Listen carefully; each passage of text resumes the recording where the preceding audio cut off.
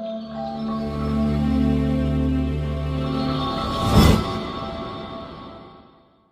आज आपका फिर से स्वागत करती हूँ हमारे YouTube चैनल A2 में डेली करंट अफेयर वीडियोस के साथ। हमेशा की तरह आज के भी हमारे वीडियो में टोटल 5 MCQs क्वेश्चन सॉल्व कराया जाएगा, साथ ही उसकी व्याख्या भी कराई जाएगी।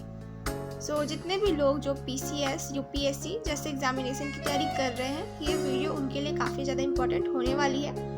आप सभी वीडियो को लास्ट तक अच्छे से देखिएगा और अच्छे से समझिएगा। चलिए आज का हमारा वीडियो स्टार्ट करते हैं। यहाँ पे हमारा क्वेश्चन नंबर 1 दिया गया है, निम्नलिखित कथनों में से कौन से कथन सही है। पहला, गोवा मुक्ति दिवस भारतीय सैन्य बलों द्वारा ब्रिटिश शासित गोवा के विलय की याद दिलाता है। दूसरा, गोवा की आधिकारिक भाषा कोंकणी है जो संविधान की अनुसूची 8 में सूचीबद्ध नहीं है। इनमें से कौन से कथन सही है।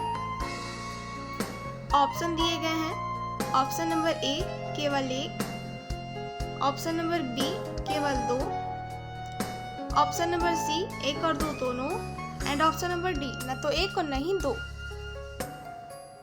अगर आपको इसका आंसर पता है तो जल्दी से नीचे कमेंट करके बता सकते हैं।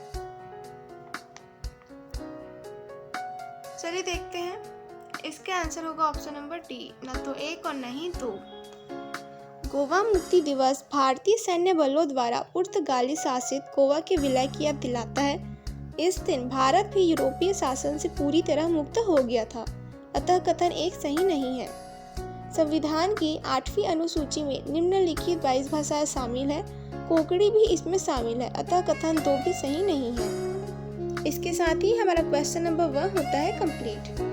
वीडियो में आगे बढ़ने से पहले मैं आपको बता देना चाहती हूँ, हमारा चैनल A2 में ऐसे daily current affair videos, to the point videos and in news जैसे वीडियोस अपलोड कर रहा है। सब इन सभी चीज़ों से अपडेट रहने के लिए हमारे चैनल को सब्सक्राइब कर सकते हैं, साथ ही अपने दोस्तों में शेयर भी कर सकते हैं। चलिए देखते हैं हमारा क्वेश्चन नंबर 2।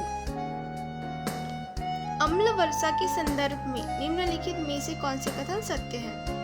पहला, यह वायुमंडल में सल्फर और नाइट्रोजन के ऑक्साइड के कारण होती है।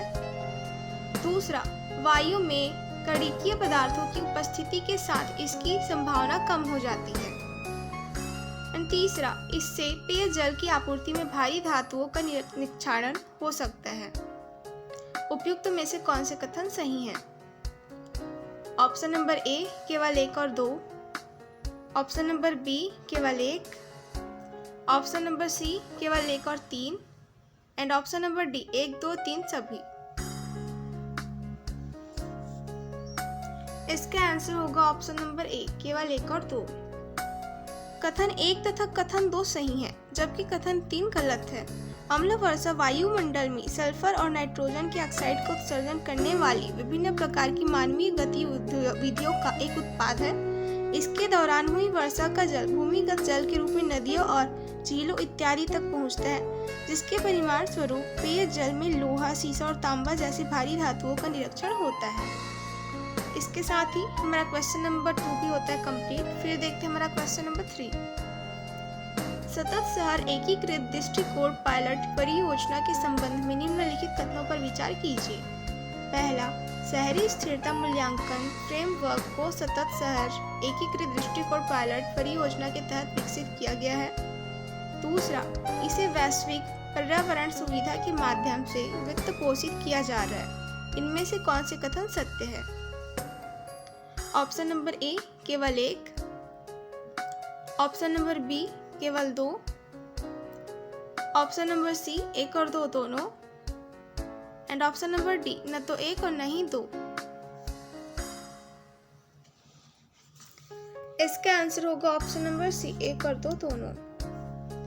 शहरी स्थिरता मूल्यांकन फ्रेमवर्क को सतत शहर एकीकृत दृष्टिकोण पायलट परियोजना के तहत विकसित किया गया है, जिसे संयुक्त राष्ट्र औद्योगिक विकास संगठन और UN हैबिटेट द्वारा कार्यान्वित किया गया, अतः कथन 1 सही है। इस परियोजना को भारतीय शहरों की कार्बन पृथक्करण क्षमता का अनुमान लगाने के लिए वैश्विक पर्यावरण सुविधा से धन प्राप्त हुआ है, अतः कथन 2 सही है।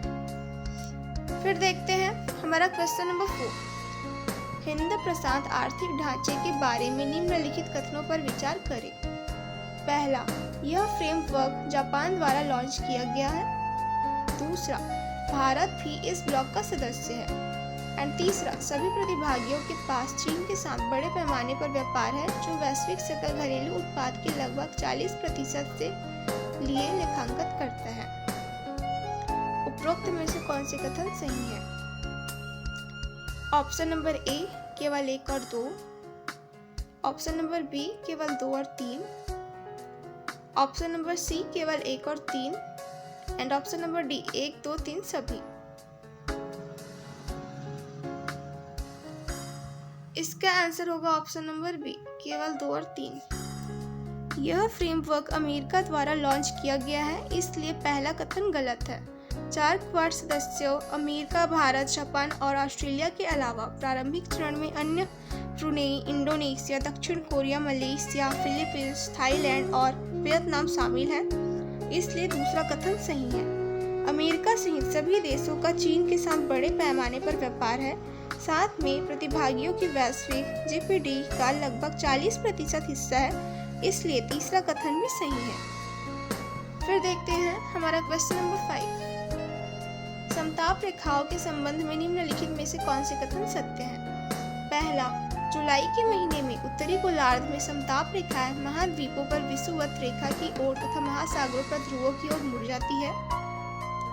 दूसरा, ग्रीष्म ऋतु की तुलना में शीत ऋतु में समताप रेखाओं के बीच की दूरी कम होती है। नीचे दिए गए कोड का प्रयोग करके सही उत्तर चुनिए। ऑप्शन नंबर ए केवल 1, ऑप्शन नंबर बी केवल 2, ऑप्शन नंबर सी 1 और 2 दोनों एंड ऑप्शन नंबर डी न तो 1 और न ही 2।